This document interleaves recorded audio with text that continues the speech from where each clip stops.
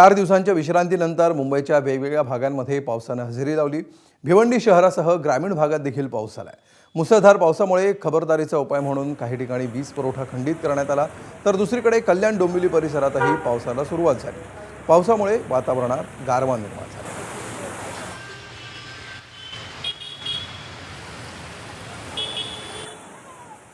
भिवंडी शहर तसेच ग्रामीण भागामध्ये मागील 4 दिवसांपासून दडी मारून ठेवलेल्या पावसाने सायंकाळपासूनच या ठिकाणी ढगाळ वातावरण होतं, परंतु आता मात्र रात्रीपासून पावसाने दमदार हजेरी लावलेली आहे।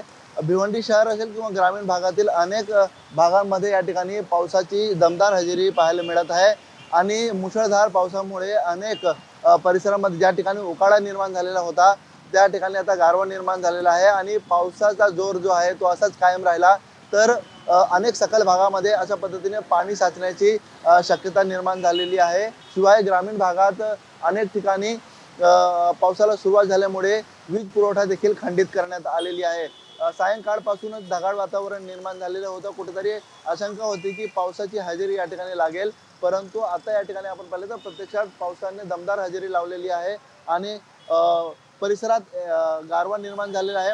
एकंदरीत धरण क्षेत्रामध्ये मोठ्या प्रमाणात पाऊस होत नसल्यामुळे पाणी कपात केली जात आहे। त्यामुळे या चिंतेपासून कुठेतरी पावसाने जर हजेरी लावली तर या पाणी कपातीच्या चिंतेपासून नागरिकांना दिलासा मिळेल। अनिल वर्मा, एबीपी माझा, भिवंडी।